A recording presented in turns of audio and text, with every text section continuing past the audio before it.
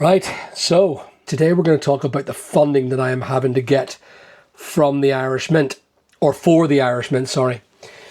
What I said was I'm going to be selling my entire portfolio of rentals. These are people that have rented that I have rented to other people, and I'm currently going through the notice to quits. And I'm saying this because this is a part of a journey. These are the difficult decisions that you have to do for yourself. And given the fact that they're now talking in the government about another 5% land tax on top of rates, it will work out roughly about 8% of the value of the property that you have to pay in taxes every year, even though that you're not even making 8% in rental revenue. What is happening is what I refer to as absolute calamity. And there's a great decision why I've decided to go into the Irish Mint. So I'm here right now talking to you as I'm about to send off 9 notice to quits. I've already sent off 3. It ain't enough because I tried to sell a property there and the person pulled out of the sale of the property while we were going through legal. He decided that he's going to buy somewhere else whilst he still has the funds. So that's okay. That's his allowance, but it really kind of fecked me up for cash flow because I spent way beyond and above what I had in order to pay for the Irish Mint stock and processes that needs to be done. So I am here now giving away, and I've been working on it, and I feel absolutely gutted. This is a poignant time, a real hard time of your career, when you realize you have to say goodbye to another amount of people for great tenants.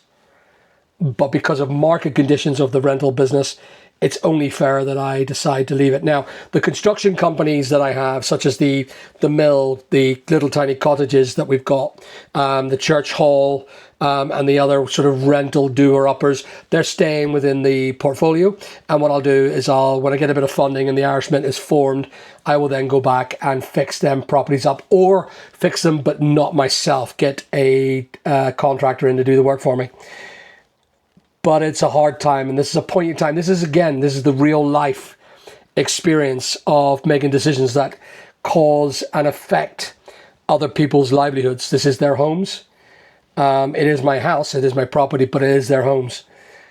And I could have went for finance, but Barclays, they pulled the plug on finance at the minute, given the trouble in the economy. It's harder in Northern Ireland to get loans against properties that I owe nothing on. So I am sending the notice to quit. But what I've offered my tenants is that I will give them a reduction in the value of the property if they wish to buy it themselves. I've offered them based on the fact that they are great tenants.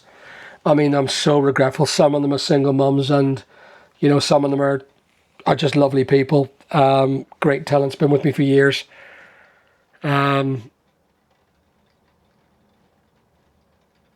It's not easy. It's a choice. And it's against me with regards to the Irish Mint. The Irish Mint is more important to me than anything else in my life. And nobody really gives a shit about a landlord. I mean, I feel that the days of being a landlord and the levels of whatever it is that you have of being a landlord is gone. As I said in the last video, I have now spent my days in the last 2 months in 4 toilets and 1 septic tank, and that's what you have to do to make things happen for your business. And I kind of tired of doing that for people, looking at their shit ultimately, and sometimes them having more rights than me as a person who has to clean their toilets. And I will most likely have to clean their toilets again when they leave. I'm sure they won't leave the property in a clean and state property because they're probably angry now at me. And this is another form of anger that I feel sorry for, because you're going to get anger, you're going to get frustration, you're going to get anxiety, you're going to get people coming back to you say why, they're going to have cries, we're going to have tears. but I put it down to because in Northern Ireland you've got 12 weeks notice to give, but you have to allow 3 days for the post and for the acceptance of the notice to quit. But and at the minute it works out as termination date will be 26th of September. That's 3 months, 3 days. But our preferred outcome I put down on I've done this full questions and answer, and the preferred outcome is, should another landlord purchase a property, they may decide continue letting it, and that's something we cannot guarantee. But I said this is our preferred outcome, so we're going to look toward other people who want a landlord. At the minute, the landlords are buying at the minute are very slim on the ground, and anyone with any cash at all are not put into property given the circumstances of the Labour government and what they're trying to do to destroy all landlords. Why they're doing it, I have no idea. It means that anyone that is a beautiful tenant in this private house will have to go to council houses, and some of them, at the minute, again, if I have damp on any of my houses and I do nothing within 7 days, the new law is saying I can be fined up to £60,000 in fines from the council. It is only a privilege for the council to fine you. And, I'm not willing to sort of allow myself to be rode over like that and maximum fined. So the council's finding new ways of funding the council, and how they can do that is by private landlords and the fining. But if you are a council house and you have damp, well, that's a different story. You'll wait, and the council won't fine themselves, I don't think. You can't really fine yourselves. So, the council, doeth as you speaketh. It's something they really don't understand, that difference. But the sale of the quit, I hope they do sell to a landlord. But I put down this, and why are we selling? Why are we selling? This decision has not been because of you. The shareholders of the property business, we won't name the company, have taken the difficult commercial decision to reduce our residential property portfolio. The decision has been influenced by a combination of factors, including continued changes in landlord registration or legislation, increasing compliance requirements such as oil, gas, health and safety, fire alarms, electricity, the whole lot. It's become shambolic. To have to update your electricity board every 2 years is a bloody disgrace. Changes in the wider economy, which is people's expectations and what they believe and what the landlord is and, what they're like. And increasing expectations and risks placed upon private landlords. That includes the level of blowback that I get for being a landlord. It's not easy. You're being gored upon. You're being hated because you're a landlord. And, it's not nice when you're trying to provide someone with a home and you produce a home that is beautiful at a reasonable rent. And you look after them. You give the proper freedoms they have as a tenant. And you still get slapped because of the social economic world that we live in today, that you must hate someone who's doing well. So as I'm getting out, that means that no longer is a concern. You see the construction property, you'll see me working. Therefore, you think, well, he's a fair cop. He's working for his money. Whereas with the tenancies, I've worked for my money. I was past tense. I've earned it. I've saved it, and I've invested into a house. I rent that out, and I then make the money off that. But the pickings from it is very, very fine. You don't realize what it costs to run a property at a commercial level. It's much cheaper to be privately owning something than paying landlord rates, insurances, fix and repairs of any sort of tenant who decides that they're going to break it because they want something new, which it does happen. And it has happened recently, where they break it and they say, well, we don't know how it broke, but you have to fix it, Mr. Castle. And long-term financial viability of residential lettings. I do believe that both as a company and as a private landlord, that the world's coming to an end for me as that position. And the reason is because I believe that there is so many people encircling the politicians that are making the rules right now. And these are like Lloyd's, who are going to be the biggest private landlord in the world, with BlackRock alongside them and their trillions of dollars. They want to have hundreds of thousands of properties rented out to the UK economy. And when you are a Lloyd's Bank PLC customer who went overdraft with your credit card, well, you ain't getting a reference for your tenancy agreement with Lloyd's Bank. I don't know how they're working it, but they're working it. Donald Trump decided to let go of BlackRock's attempt to do that in America, and he told them to go to hell. Every man has a right to own a home. But they decided then they were going to go to Europe and the UK, and Lloyd's just sucked them up and their money to buy more and more. So any defaults that's going on with Lloyd's, if you are defaulted with Lloyd's, remember your house will now be rented out back to you, or they will rent it to someone else very soon, because they're not sending their houses on the open market.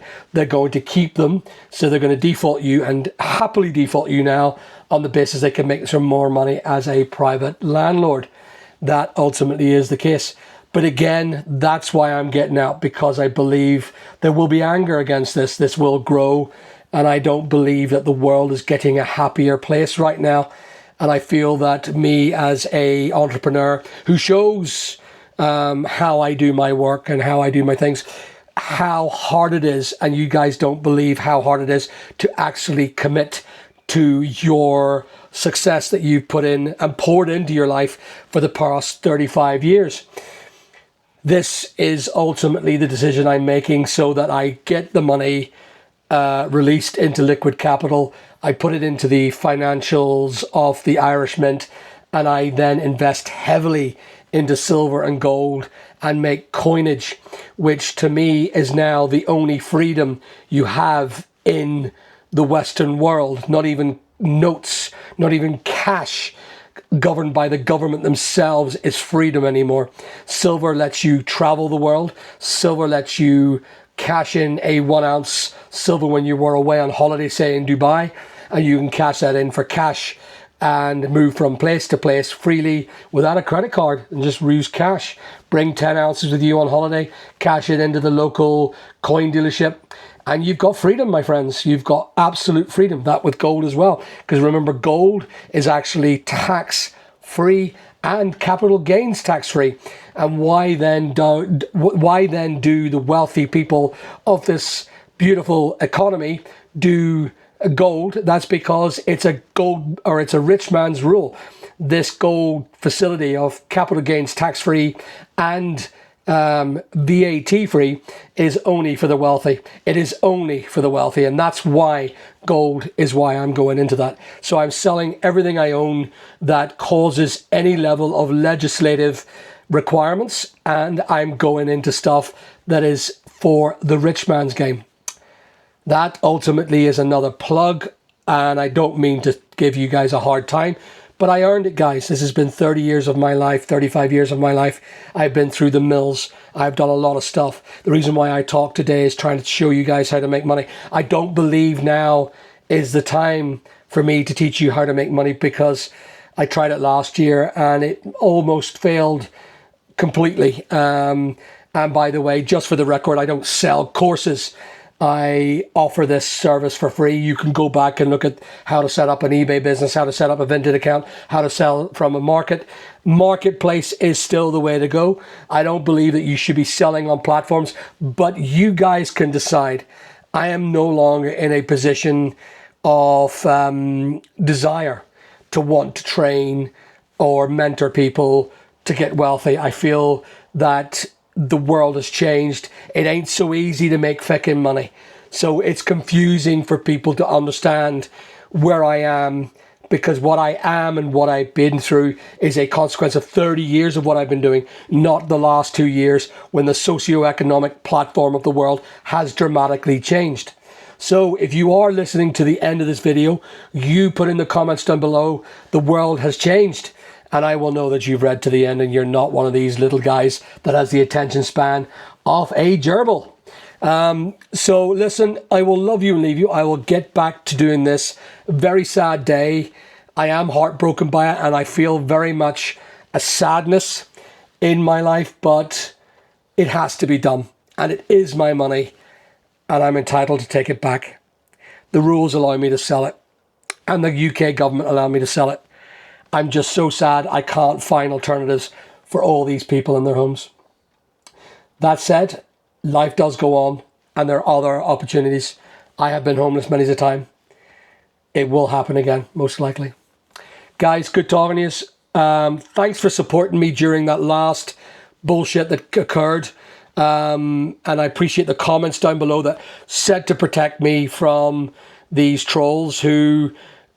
And I know why these trolls are coming out. Again, socioeconomic. And I'm talking a bit more than I should have. So we're not on the show now, but I do realise why it's happening. I feel sorry for them. What they're doing, what they're saying to me doesn't hurt my feelings. I promise you that. But the fear of being killed does. And once I realised it's possibly this guy, let the police decide. We will find out eventually who it is, and I intend to press charges fully to the effect of the law for continuing with their threats. Anyway, good talking to you. Remember, comment down below. The world's changed. Good talking to you.